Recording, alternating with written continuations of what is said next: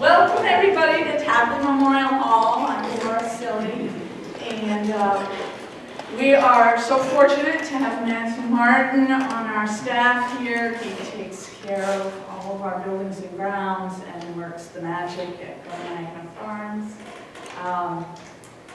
And we welcome you to come to all of our events. We will be having some more music series this summer at Glen Magna. The Reaper and the Milkmaid will be going back on top of the Derby House in spring. So we hope you keep an eye on our website and our social media and visit us often. So I want to welcome Matthew. Thank you very much.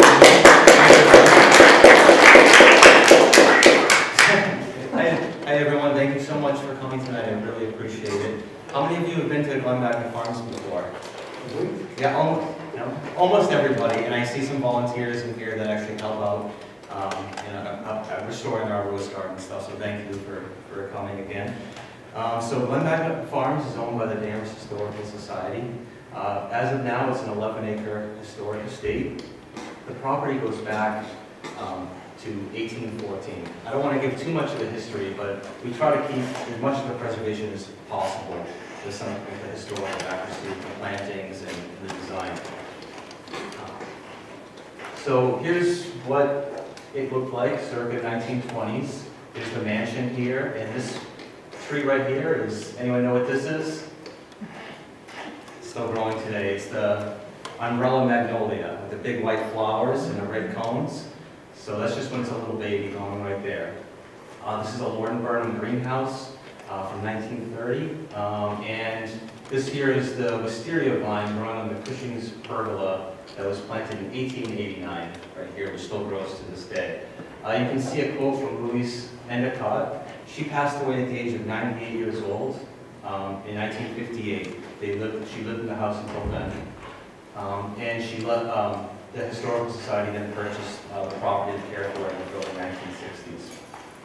As you can see from her quote, the end of it especially, the spirit of the past breathes through every part. So even back then they were thinking about the past, and I like to think about as gardens holding memory. And so one of the challenges and rewards of the job for the Historical Society is trying to kind of keep that idea of the past alive and gardens holding memory. Here's a picture of the garden, the Chamberlain Garden. This was created by Joseph Chamberlain in 1889.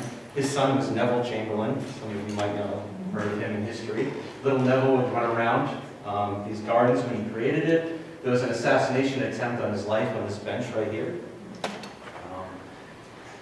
Legend has it, though, he was with his wife, and it's impolite to shoot a man in front of his wife.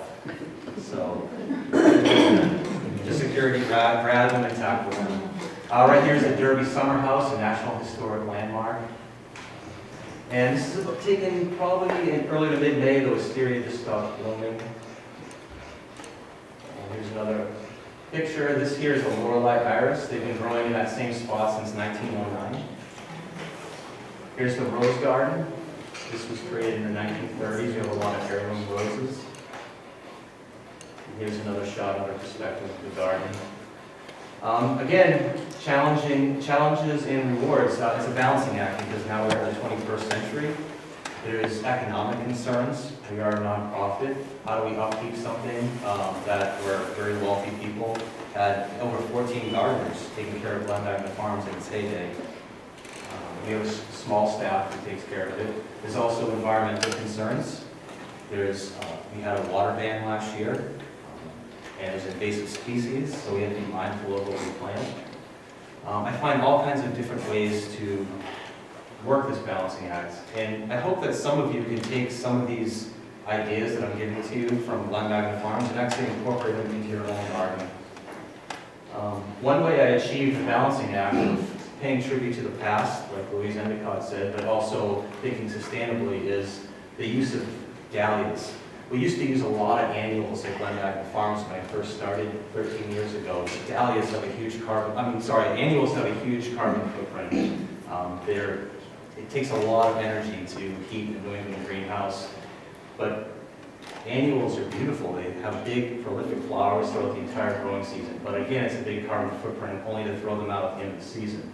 Dahlias are technically annuals up here, but at the end of the season, after a hard frost, I dig them up and store them in the basement, only to use them again next year.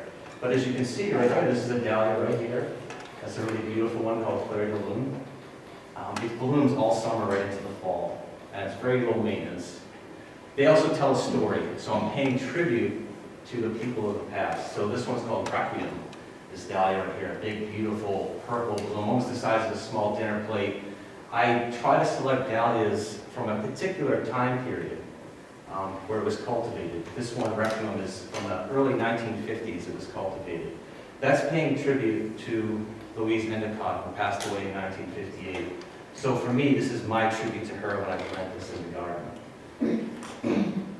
I love mixing dahlias with wild plants. So you have these really elegant flowers, and you can mix them with wild plants. It's a good way to design a garden, that juxtaposition. So I have Joe Pyeweed growing right here, which is a wild plant that grows off the side of 128 or Route 95, you can see. But here it is growing in the Chamberlain garden, right with the dahlia.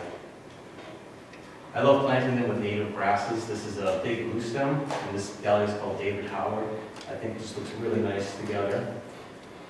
And the other thing is daylilies, and some gardeners might get mad at me for saying that daylilies are great because they're very common. You see them anywhere. You can't go to a McDonald's parking lot or a Walmart without seeing daylilies everywhere. But there's a reason why they're everywhere, and the reason why is they're incredibly low maintenance. You don't have to water them, and pests do not bother them at all, and they're beautiful. The other problem that some people have with daylilies is that you only see the same 3 or 4 varieties in the big box stores. But at Glen Magna Farms, I try to find varieties. There's over 80,000 varieties of daylilies to choose from, not just 4, right? 4 or 5. You can find them that are so beautiful and that you're not going to see anywhere else. Again, I like to plant them with wild plants. I got some growing right in the front of some milkweed there. And then they look great with native grasses as well, because daylilies, when they're not in bloom, have grass-like foliage. So when it's not in bloom, it almost blends in right with the grasses. Another thing about daylilies that I find really helpful is they make great gifts for people. So in your own home garden, there's so many varieties of daylilies. I guarantee you can find one that's named after you or someone that you love. Right? There's actually a Matthew Martin daylily that you can get. Right? There's so many daylilies, right? And they're edible. You can actually eat them. That's why they were cultivated for the first place in Japan. They're a food crop. And then over the centuries, they've become cultivated for beauty. So you can find a Matthew Martin dahlia. If you're into Dracula or horror movies, there's a Dracula daylily, but it's almost jet black. So again, you can tell a story. Bela Lugosi, yes, exactly. So lawn care, again, trying to have a balance. Lawns have earned a bad reputation, rightly so. Lawn care can be a real burden to our environment, but we try to find a balance at Glen Magna Farms. I do find that lawns have an important place in the horticulture industry and in our homes, but we need to find a balancing act. First balancing act is you can actually reduce your lawn. We have too much lawn in America, so you can actually take some of that out and then fill it with native, drought-tolerant, tough plants. Right, so this is Holly. She's our part-time gardener at the farms, and she loves digging out areas of lawn in the back of our property, and then we just fill it with tough native plants that look beautiful, and we don't have to mow that area anymore. Right? And it attracts a lot of wildlife.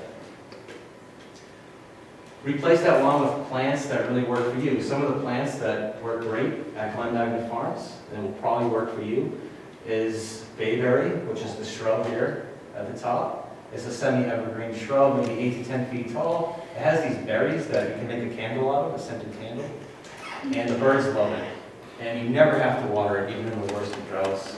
Mountain mint, which I plant around the bayberries, acts as like a living mulch, so really nice as well. And butterfly weed, this orange plant, just like my shirt here. This plant is a type of milkweed that does not want to be watered whatsoever. It's a long taproot.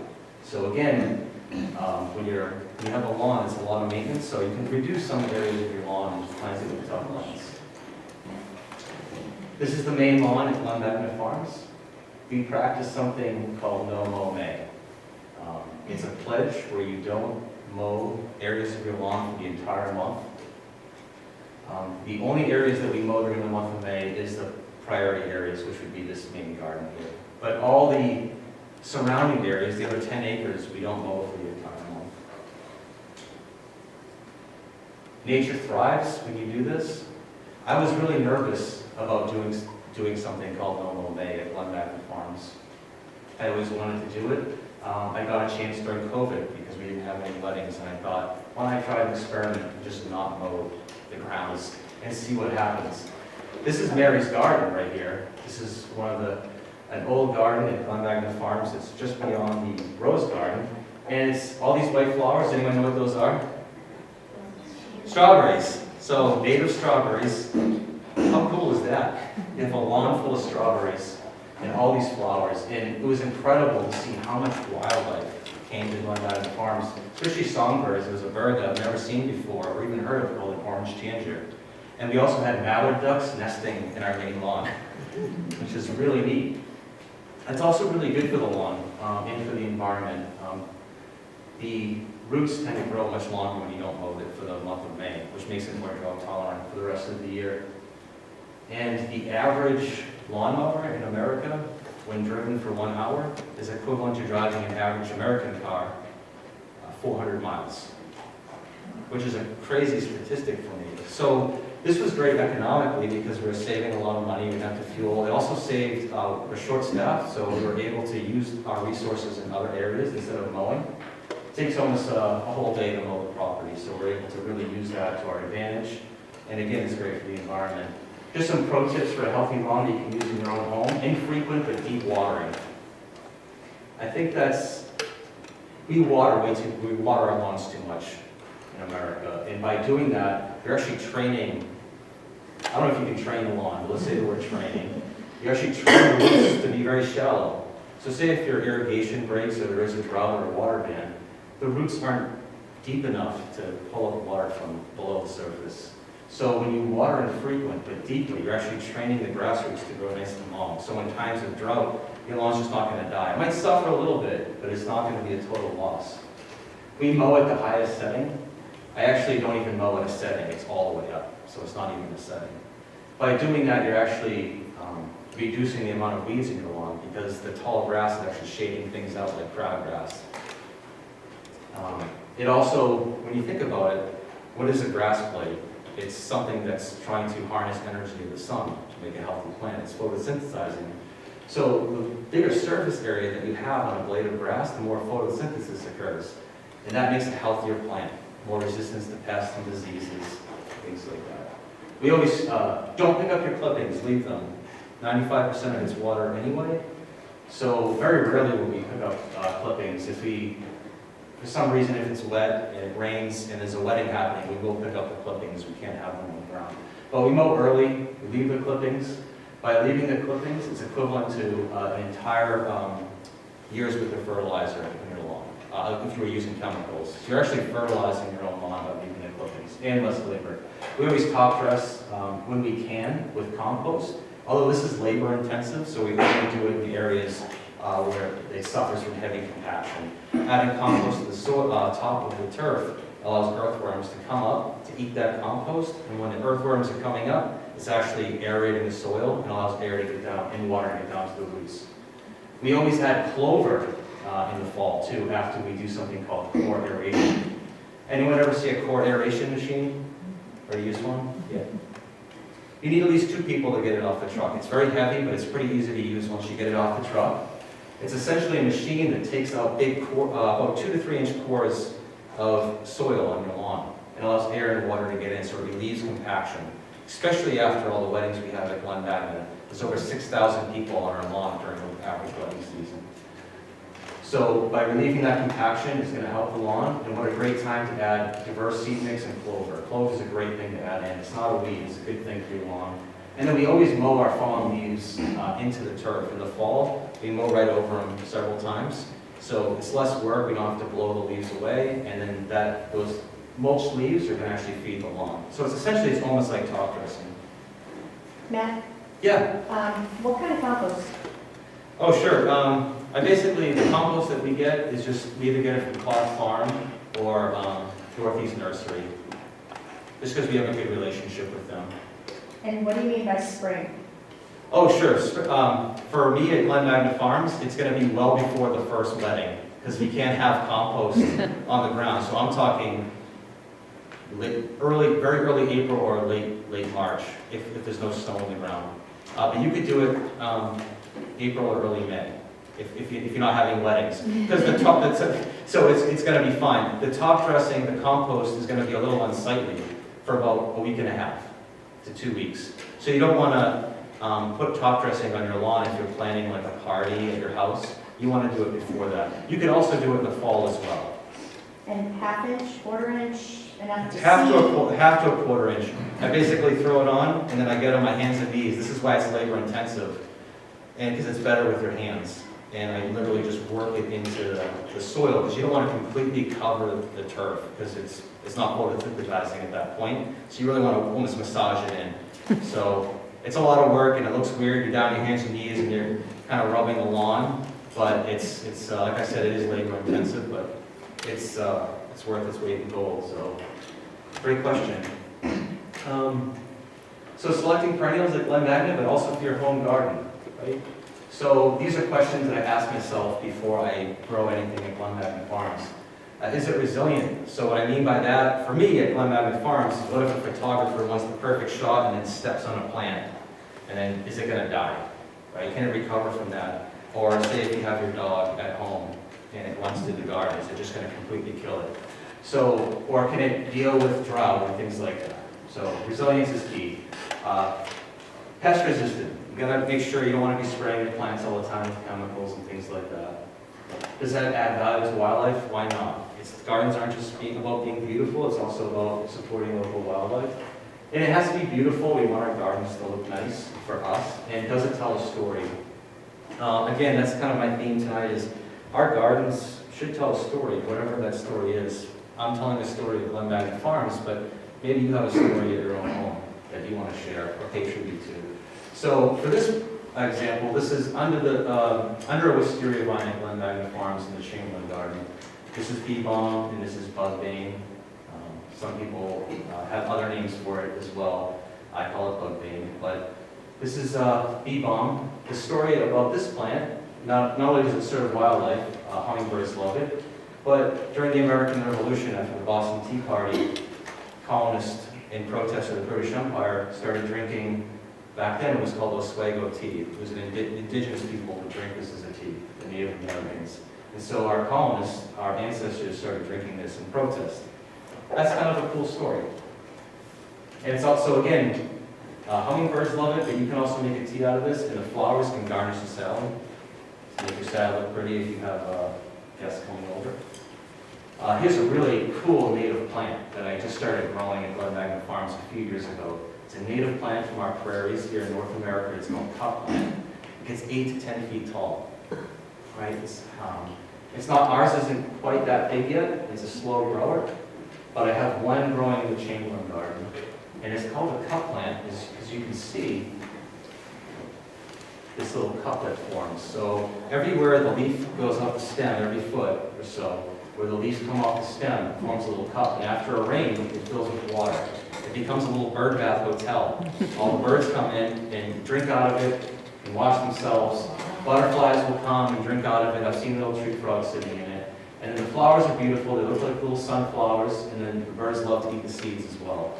So not only is it a beautiful, low maintenance, tough as nails plant, but it's really fun to watch the birds use this plant. Goldenrod. This is a staple at Glen Magna Farms, and it should be almost in any garden. This adds a lot of value aesthetically to the gardens. When you just look at the flowers, they might not just seem very beautiful compared to other flowers, but when you plant them in mass, it's almost like the bones of the garden. That structure has good height. And there's a goldenrod for every setting. This is a blue stem goldenrod. It grows well in the shade. This is a cultivar called Fireworks because It looks like a big yellow firework when it's in bloom. Extremely drought tolerant. Goldenrods get a bad rap for causing hay fever and other allergies in the fall. That's not true. One way you can tell if something is going to cause hay fever is if it's wind pollinated, it will cause hay fever. If it's insect pollinated, which means the pollen's heavier, it will not cause hay fever. So this is insect pollinated. You can see a bee right there. So it's also a great plant for wildlife. Does anyone know what these are here? Those are insect galls. Right? So an insect actually bored into the stem of the goldenrod and laid an egg in there. It's not harmful to the plant. And there's a big worm in there. And that cold snap that we had, birds can really struggle on other wildlife.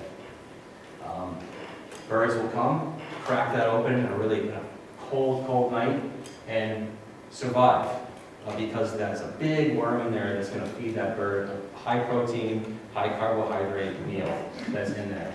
The issue, though, that we have, and one of the reasons why birds are in decline, half the bird population has declined since 1970. We lost over 3 billion birds, and one of the main reasons is because we cut all this stuff down in the fall. Right, so I made it a practice at Glen Magna Farms, our goldenrod, I leave it up all winter long for the birds. And then in the spring, I cut it down. So it's important when you see something like that. When I first started in horticulture, I would have thought that this was a pest. I would have sprayed it. I would have bombed it with a bunch of chemicals. I would have thought that this was bad. I would have cut everything away.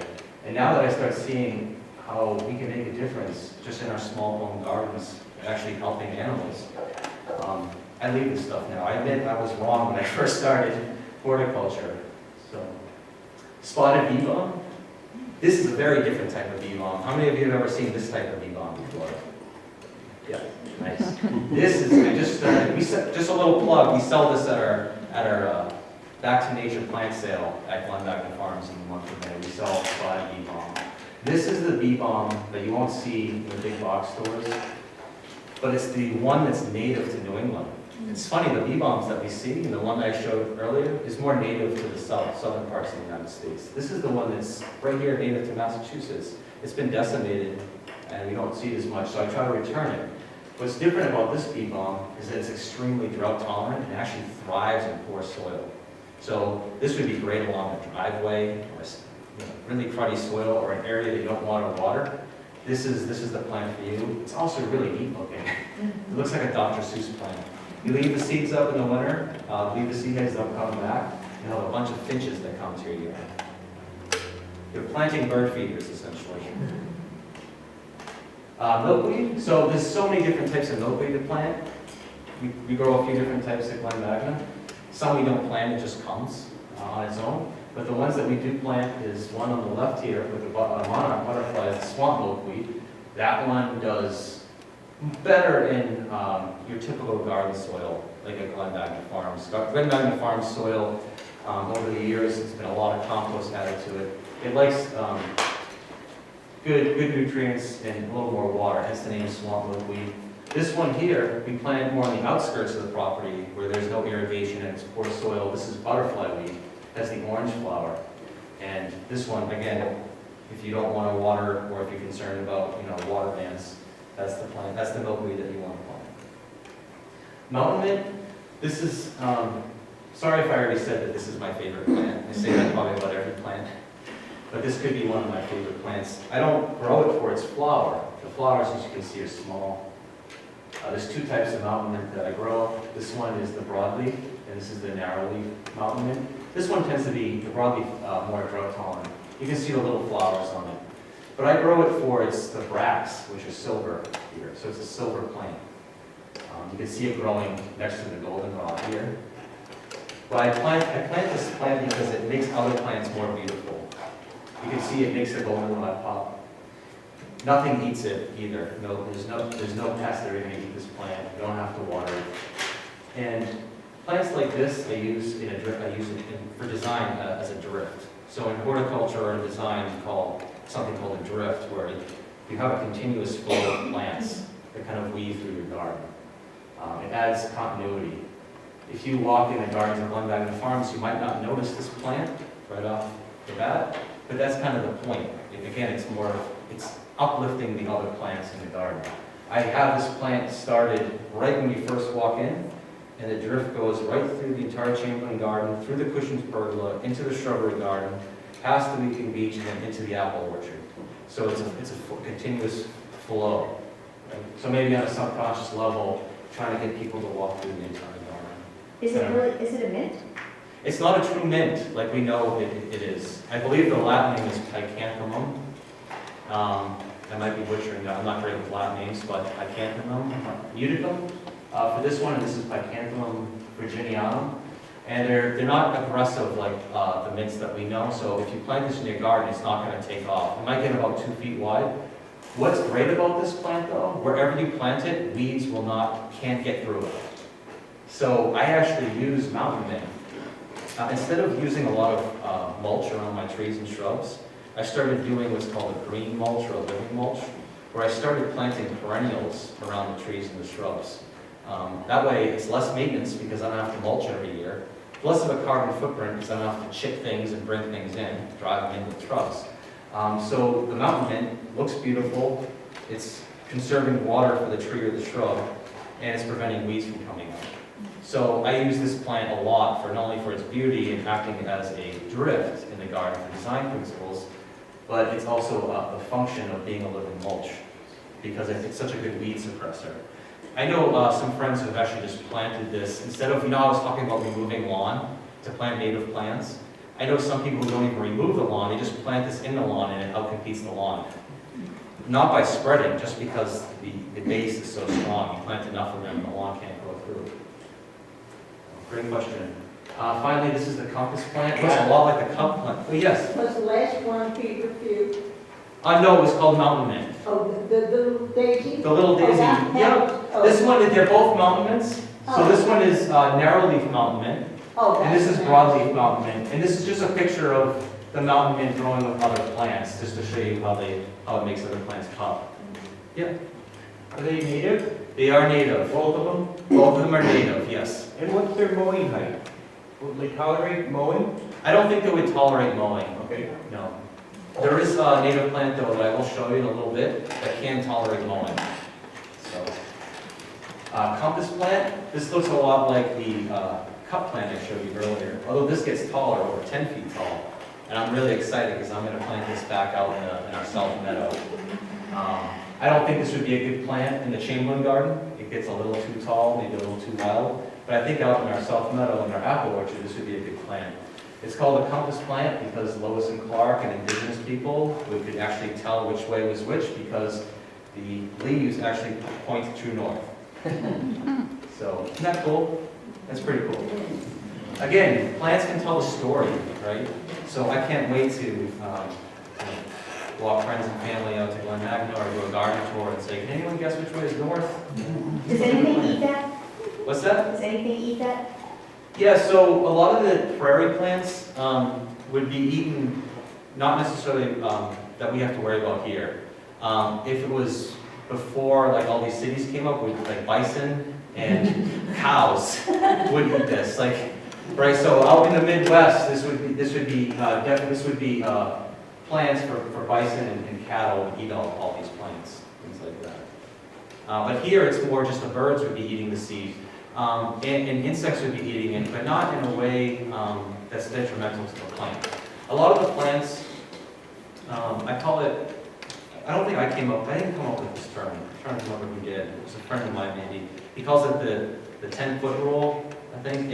If you don't, no, he called it holistic gardening, I think he called it. Sorry, I'm having trouble remembering the rule he said. It's pretty good. He basically said, if you don't notice any damage from 10 feet away, don't worry about it. You know what I mean? So that's kind of a rule I have at Glen Magna Farms too. Again, because we're a historical society, we're a nonprofit, and when the bride and groom or whoever is walking down the aisle when they get married there, they're not necessarily standing over the plant and saying, there's a hole in this leaf, right? And if they do, that's okay. But I welcome seeing some of those holes in the leaves because it means that wildlife is using this, right? As long as it doesn't get past the point of it's detrimental to the plant, then you have to think about options. one of my first options is maybe I shouldn't grow this plant. I'll usually have that thought before I break out a spray bottle and start trying to, use a chemical or something. So, great questions. Here's the, Bruce, you were asking about the, what you can mow. Here's a native plant here. There's all different sedges mixed in here, but here is a Pennsylvania sedge. It's a grass-like plant, although it's not on grass, it's a sedge. This thrives in a gardener's worst nightmare, dry shade. Dry shade is really difficult for a gardener to grow anything under. So, say, for example, if you have a hemlock tree, it's dry underneath, or an oak, this could be a great plant for you. It's a great lawn replacement because our lawns don't do well in dry shade. So you could have sedges. If you don't like this look here, which I do like this look, this is about as big as it will get. You can mow this one time in June, and it will be the height of a traditional lawn, about 3 to 4 inches, and it will stay that height for the rest of the season.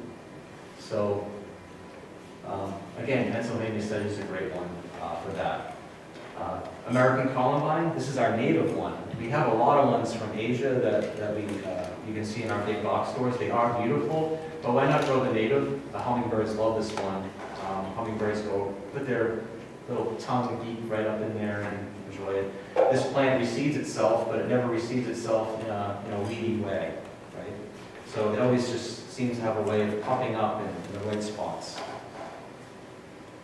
This is some cool drought tolerant combinations here. So we have catmint right here. There's different catmints. None of these here are native, right? But I love native plants, but I don't have to always plant native plants. As long as they're not invasive and they're providing a service, either through beauty, telling a story, or I don't have to water them or spray them, they're a friend to me. So this particular catmint is called Walker's Low, Junior's Walker's Low, and it's a dwarf one. So a lot of the other catmints can get really big and then they flop. What's great about this one is, or any catmint for that matter, is when it's done blooming, you can cut it right back to the ground and it will grow right back and bloom throughout the whole season. So a lot of these plants you can keep cutting back. Here's yarrow.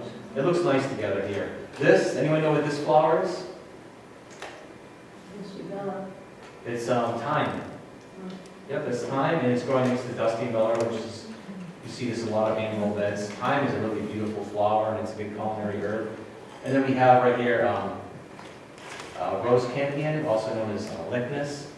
And does anyone see a common thread with a lot of these plants and why they're drought tolerant? Silver. Yeah, yep, silver foliage, yep. So, not always, but usually if you see plants that have a gray or silver foliage, that usually means that it's going to be very drought tolerant. What's with all the weeds? I name a lot of plants tonight, just in general, just Joe Pye weed, ironweed, sneezeweed, milkweed, butterfly weed, right? Why do all these amazing, beautiful plants have the term weed in them? One of the main reasons why is because when American colonists came here to America, anything that wasn't growing in a straight row was considered a weed. Right? So it's just a different way of thinking than a lot of indigenous people have. Has anyone heard of Three Sisters? Some of you? So Three Sisters is actually a gardening method that a lot of indigenous people had, and still do to this day. So a quick example of the Three Sisters would be a corn plant, which is tall. It's also in the grass family, so it likes nitrogen. So you plant a bean. The beans like to grow up a pole. Beans also fix atmospheric nitrogen, so it's feeding the corn plant. Right? And then you have squash. Underneath, squash has big leaves. The big leaves act as a weed suppressor, kind of like that living mulch I was talking about. And it's also cooling off and keeping moisture in. So when colonists came here, they were like, this is just wild land. You're not using it. So it's ours to take. Right? And then everything else that's not growing there is considered a weed. So, especially sneezeweed. This here is called sneezeweed. It's not a great name to have for a native plant. It doesn't make you sneeze. If anything, it's just really beautiful. Right? And it's growing next to Joe Pye weed right here. And this is another native plant called blue lobelia. This is an accident. I love accidents in the garden. I didn't design this at all. It just reseeded itself. And it's a kind of a beautiful mistake. I just really like the look of it. It has some flocks here. sometimes the garden will design itself if you just let it be sometimes. Native grasses. I use a lot of grasses at Glen Magna Farms in my home landscape. Again, it's almost like mountain manure, except it makes other plants more beautiful. So we have a little blue stem here, makes that goldenrod pop. Then we have switchgrass. You don't even really notice it, but look at the agastache, the hyssop just is popping. We have Indian grass here, and then again more hyssop. I just think they're a really nice plant, and then they have good interest in the wintertime. You leave them up, and they look really nice in the winter. This is an experiment I also did during COVID, during the shutdown. I took a chance. I was nervous about it. This is, everyone recognize the weeping peach tree? Yep, so this is called a circle bed. And the circle bed is essentially a circle, obviously, and it was filled with tropical plants. Banana trees, cannas. I even grew pineapples in there one year. I actually got pineapples, and then, well, this big. And then I was so happy that I grew a pineapple, and then I noticed one morning it was missing, and then I look and I see a squirrel holding it like a football and running away, and then I chased it, and I realized that I was the crazy groundskeeper giving back my pineapple. So, but that was so much work growing that circle bed. It was daily maintenance, had to water it every single day, had to hand pick the bugs with gloves and squish them with your hand, just spray it, had to use chemical fertilizers. It was a lot of work. And again, just the carbon footprint of trying to grow bananas in New England. So I planted what I call the tall grass prairie garden. Big blue stem, little blue stem, switchgrass, and Indian grasses, the four most prominent grasses here in North America that are native. Again, nothing's going to eat this, cause damage unless it's a bison or a cow. Getting started. So I did not have to, this is the circle bed, this is me planting it. I didn't have to water this garden at all during last year's drought. Everyone remembers the drought we had that we just recently got out of. Didn't have to water it. Nothing's eating it except beneficial insects that cause very minimal damage. Low maintenance, it never weeded it once, except that when I first planted it, I had to do a little weeding, but I don't have to weed it no longer. It's, again, telling a story. It's honoring America's greatest ecosystem. So the tall grass prairie at one time was 180 million acres. You know how much of that is left now? 4%, right? That's it. So again, I'm not really restoring tall grass prairie habitat, but I'm telling a story. It supports a lot of wildlife. Birds love to eat the seeds, nesting material, things like that. This is it. When the sun's about, around 4 or 5 o'clock, the afternoon sun, I try to imagine what indigenous people or what Lewis and Clark saw when they saw that 180 million acres. Imagine that 180 million acres, the setting sun, the prairie. For now, just this little thing we'll have to do. I love seeing this before I leave at the end of the day to go to work. I always make it a point to check this out. There's not a single flower growing in here, but I think it's pretty cool. These are the cutest butterflies. I've never seen these before until I started growing native grasses. They're called skippers. They're really tiny. I took these pictures at Glen Magna. The caterpillars, they need the native grass. They'll eat them. The grass causes very minimal damage.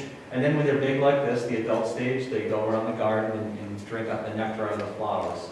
But again, if you want to see these really adorable butterflies in your yard, just plant a native grass and you'll start to see these guys. Real shout out to purple lovegrass, because I don't think it gets any love.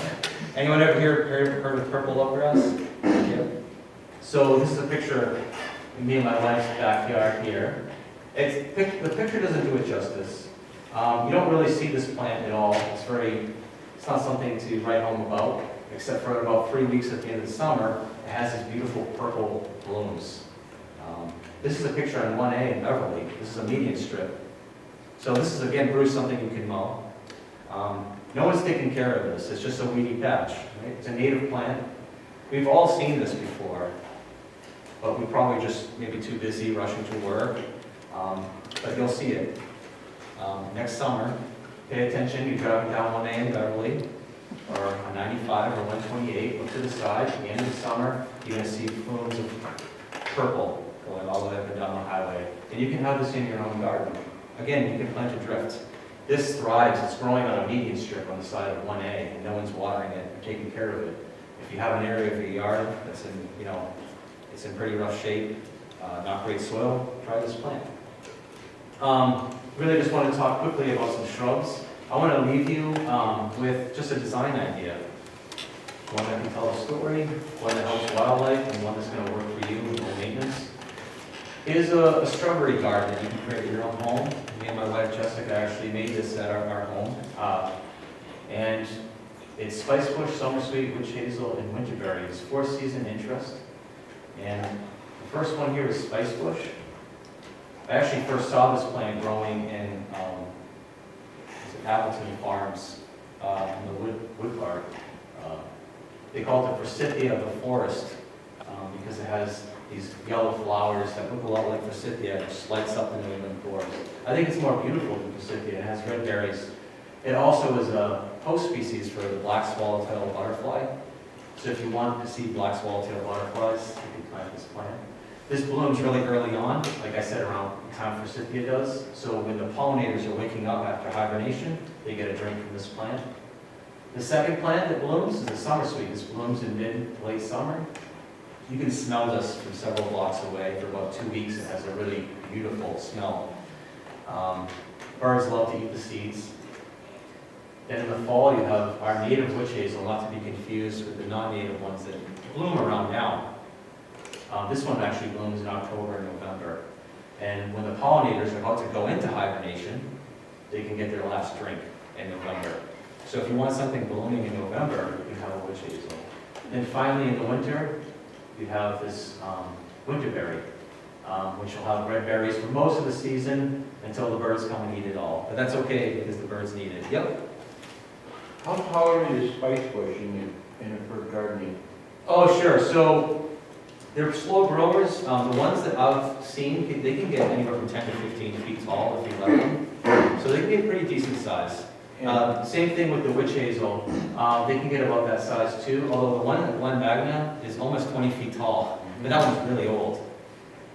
So, yeah, great question. Does it have, is it tolerant, drought tolerant? The spice bush? Yeah. Yeah, it's pretty drought tolerant. It's a great question once it's established. And you want to make sure you grow it in the right conditions. So what I mean by the right conditions is most of these plants are going to do better in part shade. If you plant these in full sun, you probably need to, they can actually all tolerate full sun. But if you plant these plants in full sun, you probably have to give them a little supplemental watering during times of drought. Unless they're fully established. Once they're established, they should be fine. I have a saying at Glen Magna Farms when you plant a plant. Basically, you have to baby them for the first 3 years. So the first year it sleeps, the second year it creeps, the third year it leaps. So after 3 years, they kind of take care of themselves. But for those first two to 3 years, you got to really take care of them. Even if it's a drought tolerant plant, you still got to baby them a little bit. So insects are super important. These are pictures that I took at Glen Magna Farms. I'd never seen these books before until I started not spraying chemicals anymore, and I started planting more native plants. This here is called the beauty of the woods. Its other name is the bird poop moth. Scientists, entomologists think that this is its disguise to actually look like a bird dropping. But it is beautiful at the same time. If you want this moth in your yard, you can grow Virginia creeper, because it needs Virginia creeper to complete its life cycle. Anyone know what this is? Firefly. We don't really see fireflies that much anymore because we have a practice where a lot of people clean up all their leaves and get rid of them. But fireflies need leaf litter. They can't complete their life cycle. So I started seeing these guys. These are I took this on the Carolina Silverbell at Glen Magna Farms. And we have fireflies at Glen Magna. Another good place to see them in Danvers is the Danvers Rail Trail. You can see fireflies lined up. And this here is a sphinx moth.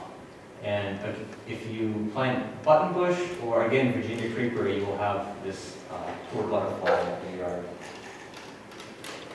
We have the power to restore ecosystems. Our gardens don't just have to be beautiful. And what I mean, and support wildlife. And what I mean by wildlife, I don't mean pests and things you don't want in your yard.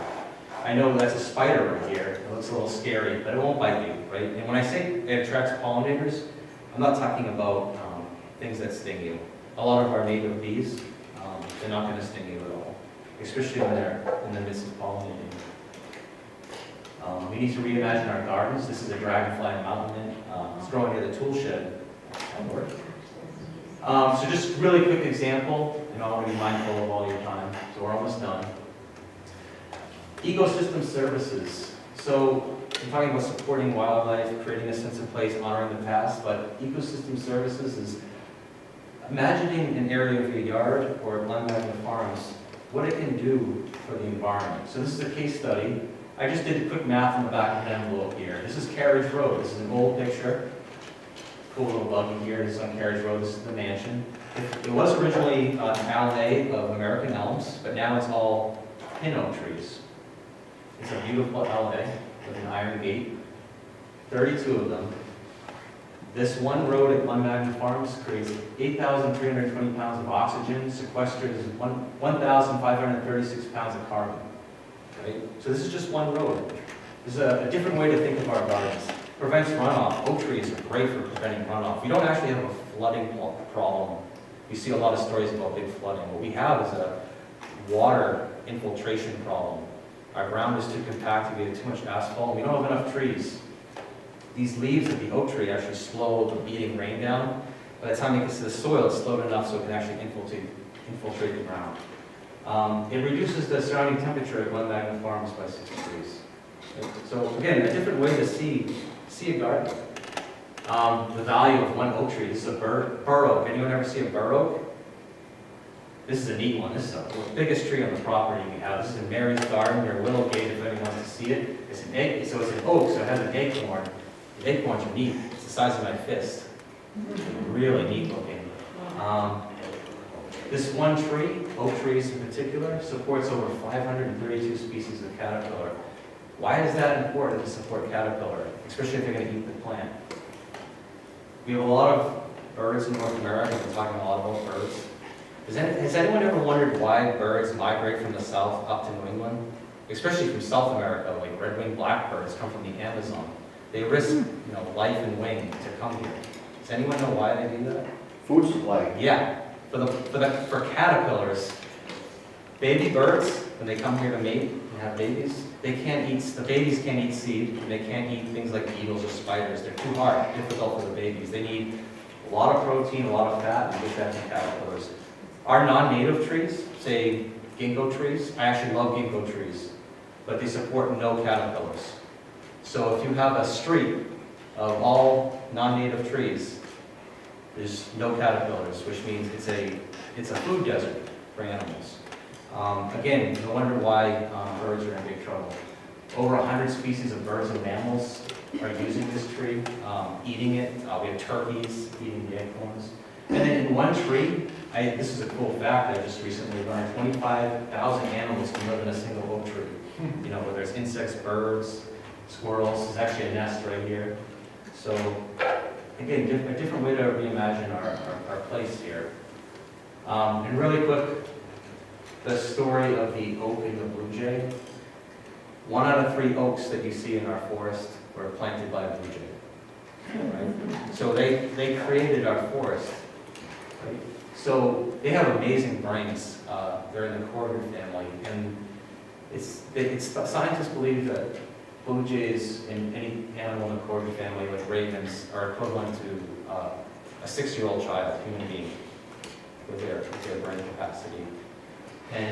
But I think they're smart in a lot of other ways. The fact that they plant thousands of acorns and they remember where most of them are. They don't remember where all of them are, though, because if they did, there would be no oak trees. They forget where some of them are, right? And then that's what creates our forest, especially our oak tree forest here in New England. Also, some of these blue jays fall prey. They might get killed by a cat or a fox, and then a lot of oak trees will grow, right? So this is a cycle. And they actually have a really interesting story. Does anyone know that oak trees are actually come from South America over 60 million years ago, and the same thing with jays? There's no oak trees up here As the climate's changed over millions of years and adaptation happens, blue jays started moving slowly north. And as they move north, they're bringing acorns. And so blue jays brought oaks all the way up here, all the way up to Canada. So you can thank blue jays the next time you're walking in a forest, you see a blue jay, you can thank them for being excellent gardeners. Quick story, restoration efforts. This is the old-fashioned garden. Probably it's the first garden that was put in at Glen Magna Farms. This is where that main lawn area is. We had 4 big beds here. Originally, they were all perennials, but sometime in the 70s or 80s, they started putting annuals in. When I first started there, that's what we did. We planted hundreds of pansies in the spring. About 3 weeks later, once they started looking good, we had to rip them out, throw them away, and then plant tropical annuals. And it was constant maintenance, watering every day, a lot of work, and very expensive also. They, then once they started looking good, you rip them out, and then you plant 250 garden moms. And then once they started looking good, you rip them out. So it was really expensive, there's a lot. So I took a chance, and this is Dana here. She's been with us for almost 7, going on her 8th year, I believe. And she finds hawk feathers and always puts it in her cap. But she helped me restore this entire garden. We filled it all, mostly native plants, not all native, but mostly native plants that check off all those boxes that I was trying to tell you. Is it resilient, drought tolerant, does it help wildlife, things like that. This is it just in June here. This is the garden here. It looks completely different in July, and it will look completely different in August and September. I have tons of big grasses in here, so if you come here in August, you're going to see almost 6-foot tall grasses going in here. It's also shady down here, so I have kind of a shade mix, that native columbine, Solomon seal, and I have those sedges I was talking about. Lower 40 restoration. This is Endicott Park right here. This is the animal paddock. This area you can see where it's just dirt. This was all invasive species. Bittersweet, Elaeagnus, buckthorn. Every year we took a chunk out. It took several years, but we finally did it. And we started planting it with diversity in mind. We don't know what's going on, what the future holds economically, socially, what the values are going to be. We don't know what it's going to be like environmentally, what new pests and diseases. So my biggest goal is to plant as many diverse trees as possible to replace the older trees at Glen Magna Farms, with the hopes that some of them will survive the future changes that occur. Gardening with the future in mind. This is Karen Dana. She was an intern, and this is a Shadwell serviceberry, good native tree that we planted right there. And that's my talk for tonight.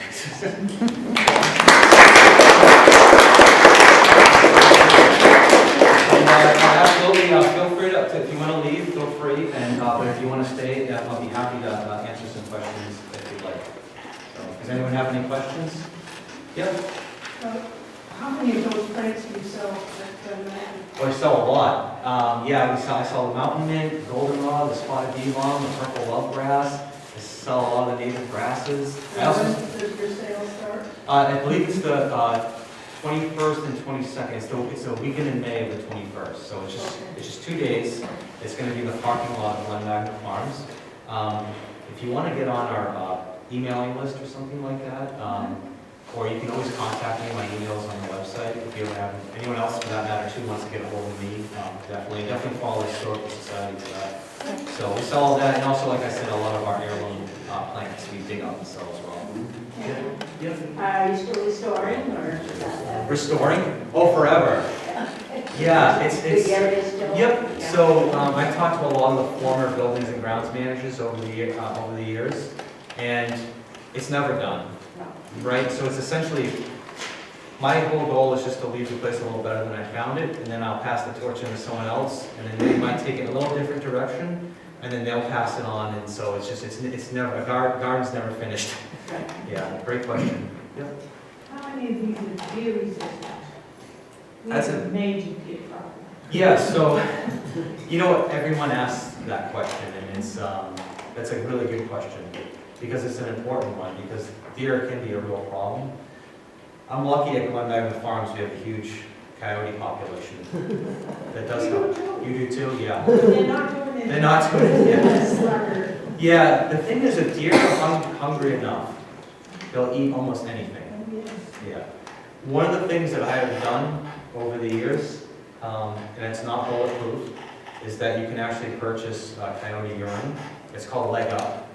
You can get it at the co-op, and you can put it in a little plastic bottle, wear your gloves, hold your nose.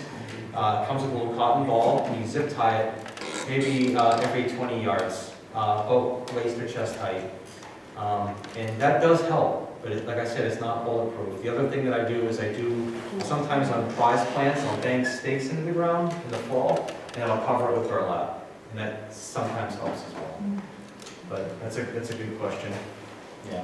Good luck. Something else that helps with deer is Irish Spring soap. They hate the smell of it. Yeah. You got any special plants, just hang a bar of soap on it, or lay it on the ground at the bottom of it. Absolutely. Any other questions? Hey, Karen. Yeah, I've noticed around town that a lot of people's arborvitaes, the tall green. Drought. That's the Yeah, drought. they're all brown. Uh-huh. Was that from the drought? That's or from, absolutely the- from the drought. Okay, do you have a recommendation on what can be Well, some of them, planted? what I would do is, unfortunately with arborvitaes, a lot of those that are completely brown are probably dead, but you can wait till the spring, they might bounce back. But those are probably just gone. But watering those before the drought actually happens, I mean, is key. Before there's a water ban, and I don't mean watering a lot because we don't want to be wasteful with water, but you can run a soaker hose down a line of arborvitaes and just let it trickle in early spring. So if we do have a drought, at least it had some water. The other thing to do to help with drought, believe it or not, is in the wintertime to burlap them. Because a big drought is actually huge in the winter too, with evergreens. Something called desiccation happens. The New England winds come, and it's they still have their leaves, unlike deciduous trees, so they're losing water even in the winter. So at Glen Magna, we always make it a point to hand water all our evergreens in the fall. Right before we shut the well off, we water every arborvitae, every holly, everything. Just that helps too. So some people think just water in the spring, but the fall is really good for conifers. Yeah. I've also seen arborvitaes that come to bagworms. Oh, yeah. I had a row of them, I lost one shrub right in the middle. Oh, Completely wow. dead from them. Wow. It's come with things, didn't touch the other ones, I was Yeah. amazed. Sometimes that can be, depending on the winter we have, they can be worse than other years. You know, some years they're worse than others, but. Deer love them too. Deer? Oh, yeah. Oh, deer love, yeah. Yes. In my neighborhood, as high as they can reach, Yeah. there's no. Yeah. I wasn't exposed to those problems with deer and rabbit because I grew up in Salem, which isn't far from here, obviously. But we didn't really have deer and too many rabbits. So when I started working here in Danvers, I was like, what's going on? What is this? There's a whole new way of gardening and thinking. And I started having a lot more empathy for people who live in areas that have deer and rabbits because it can be really challenging. Yeah. Anything else? Okay, Rick. Hey, Matt, when you do your lawn, when you fertilize, do you do the chemical route, you know, the weed feed and all that stuff? You No, know, no. wash your hands afterwards? Yeah, no, none of that. No, so None of that stuff? none of it whatsoever. But you still, but like what you said, still spray to kill flowers that you don't want. Sure, no, I won't use anything like Roundup or any chemical. If I do spray on something, so say if there's a particular plant that's really precious at Glen Magna Farms, because it has a historical significance, it has a lot of value, I'll definitely spray it. I might even use a chemical, Right. but it's got to be a lot for me to use a chemical. There's a lot of organic things that you can use to spray. Well, how do you keep out the weeds in it? I mean, In a lawn? Yeah. Oh, in a lawn? Something like that. So, a couple things. I can do, I have plans in the work to do a whole PowerPoint on lawn care. So I can do a whole thing on lawn care. But one thing to help with the weeds is mowing high. because when you mow Yeah, high, yeah. that helps. Yeah. The other thing is, if you have a really healthy lawn to begin with, the lawn is gonna outcompete the weeds. Most weeds thrive in poor, low organic, crappy soil. That's what it's gonna do. So the idea of top dressing, leaving the lawn clippings, doing everything you Sure, can to right. create a very healthy Right. ecosystem, Right. it's gonna help. The other thing that I do too is, I'm okay with some weeds. It just depends on the weeds. Yeah. So for example, if it's crabgrass, I don't like crabgrass. The reason why is because it can be a tripping hazard with people during weddings. The way the nature of how it grows, it can hurt people. So that's a weed that I don't want at Glen Magna Farms. But I try to create, again, I try to change the way I think. I'm not trying to kill the weed, I'm trying to create an environment where that weed won't thrive. So it's a different way of Yeah, thinking. good stuff. Yeah, that might take a couple years to Right. actually achieve. Right, right. You know, but then once you get to a certain point, it starts to take care of itself. That's a great If I question. could just suggest one thing, when Yeah. you mow, Yeah. keep your blades sharp. Oh, yes, yes. Okay, and Yeah. that's what everybody, I mean, I Yeah. can't do it that well, but I try. Oh, yeah. And I'm glad you brought I think that that's very important. It's actually, I'm glad you brought that up because it actually is one of the most important things. It is. I probably should have had that on the slide. The reason why it's important is because when you're mowing your grass, you're essentially, you're hurting the lawn, you're cutting it. And when I went to school for horticulture, we learned the 27 things that happen physiologically to a turf grass plant when it gets mowed. It goes into shock, essentially. It needs to heal itself. The cleaner the blade, Right, the more it can recover. Yes. The rusty or a dull blade, you're gonna have entryway for disease, insects and things like that. Yep. Right, like hack it off. Yeah, So and- that's great stuff. Exactly. Thanks for bringing that up, Rick. Yeah. Hey, what's up, Bruce? Do you have recommendations on what clovers to use in the lawn? The one I use at Glen Magna Farms is a Dutch white clover. Yeah. And the reason why I use that is purely for convenience. It's what Northeast Nursery sells. And I use that, and I find that to be, it works really well. Yeah. There's other clovers that you can use, but I don't think they do great in the lawn. The white clover seems to do, stays green for most of the summer. It's really drought tolerant. And it doesn't outcompete the lawn, it kind of just blends in with it. So the Dutch white clover is good. Yeah. Can you plant that in the spring, or do you have to do that in the fall? Great question. Again, I gotta do a PowerPoint on lawn care. You should plant any seeds in the fall. The reason why is if you plant seeds in the lawn in the spring, you're gonna create a haven for weeds, for crabgrass to germinate. Because when you, again, weeds love disturbance. If you notice that, anytime you disturb the soil, weeds come in. Weeds will come in the fall as well. So when I was saying when you do the core aeration, or if you seed slice, or even if you just put on top of the soil, if you do that in the fall, you're still going to create a haven for weeds. But a lot of the weeds here in New England in the turf are annuals. So once if the crabgrass germinates in September, so be it, because it's going to be dead in November, right? But if you add seed, if you break the soil surface of the lawn in the spring, that crabgrass is going to have all year to grow. So fall is the best time to reseed. Okay. Very good question. I promise I'm going to do a lawn one next. A lawn and a deer one. Not a question, but just a comment. I just like that quote that you have there in the middle of it, where a weed is simply just a flower in the sky. Oh yeah, absolutely. Yep, that's true. Yeah. Yep. A weed is just as Jessica always says, it's a social construct that we put on it. Yep. Hey, Dave. One of my old professors told me the best way to tell a plant from a weed is try to pull it out. Oh It yeah. comes out easy, it's supposed to be there. Yeah, yes. You can't pull it out. That's true. That's very, very true. Weeds are really good at what they do. And weeds are really interesting because they can actually tell us a story about our garden, right? If you have a lot of crabgrass, that's telling you something about your lawn, right? Maybe that's telling you that there's maybe something off with your soil, or there's something wrong with your mowing practices, right? So, yeah. Hey, Lisa.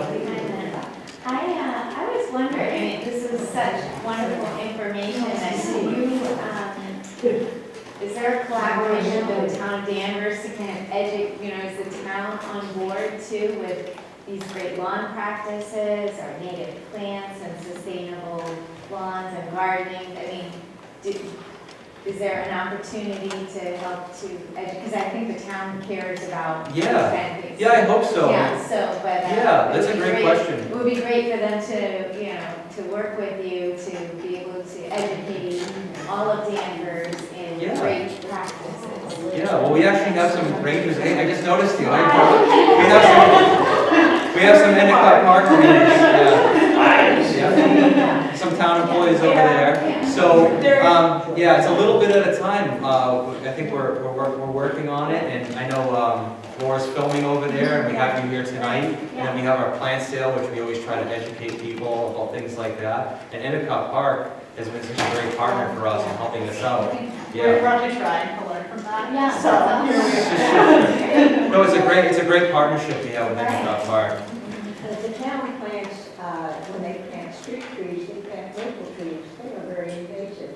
Yeah, so it depends on the maple tree. If they plant Norway maples, that's a definitely invasive tree. If they're planting red maples, that's a good native tree. So again, I do cringe sometimes. I don't really necessarily see this, I'm not talking about Danvers specifically, but just in general, they plant, my hometown of Salem, they'll plant literally invasive, they're doing a tree initiative in downtown Salem where they're planting like X number of trees. They're planting invasive trees. Invasive species, and they're planting them in a way that the trees will probably be, the average street tree when it's planted lasts about 10 years. Yeah, and that's a real waste because trees should live, over 100 years. The Arborway in Jamaica Plain, it's the Emerald Necklace, it's in Olmsted. When they planted those trees a long time ago, they planted them right. Right, you can see the root flares, they're done right, they stand the test of time. And one thing that I'm really passionate about is if we could do that in all our cities. Again, there's almost like a lost knowledge that happened. Our ancestors knew what they were doing, even just 50 or 100 years ago. And I hope that knowledge comes back. And great question. The local libraries have been doing a great series on pollinator pathways. Oh, yeah. I mean, that might be an avenue to present this to the town in regional libraries. It's powerful. Oh, that's a great idea. I have done a talk for the Danvers Library before, and they're a great group of people. I think it was the Friends of the Danvers Library. But that's a really good idea. The Andover, the Tewksbury, the West Newbury have been doing the pollinator pathways. Oh, sure. Yeah. Yeah, I love that idea. I started thinking, when I was talking about removing areas of lawn and planting native plants, and start seeing these little islands are connected corridors, like bird feeders or pollinator highways. If we do it at Glen Magna Farms, and if you do it at your home, and then if the library does it, you just do like a great service for wildlife. Yeah. The woman directly behind you would like to know if you have any pictures of the apple orchard. Oh, She's afraid to raise her hand. I might. Let me look here.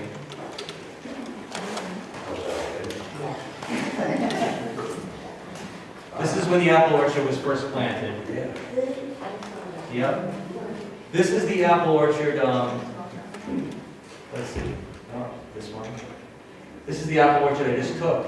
We're removing a lot of the areas of the turf around it, and I'm going to grow what's called a fruit guild. Anyone ever hear of a fruit guild? All right, I'm not going to go on another, I'm not going to be mindful of your time, but a fruit guild is an indigenous practice from long ago, which is growing a lot of, anyone here with companion planting? Growing plants that benefit the apple trees. Things that are in bloom at the same time as the apple trees, because apple trees are pollinated by insects. So when you have a lot of other things in bloom, that's going to help. And then other plants that have deep tap roots that bring up nutrients to the soil, you chop that down and then it feeds the apple tree. So that's a process that we're going to start working on the apple tree right there. So that's another PowerPoint I could do, is the apple orchard. Back in 2015, we had the community apple orchard that was planted, where we had over 30 apple trees planted, and each family came and planted a tree and put their family name on it to restore the apple orchard at Glen Magna Farms. So I had to cut back the PowerPoint. Jessica, my wife over there, she was like, "This is way too long." But I want to put everything in. So, oh, great. Anything else, or we good? Thank you so much.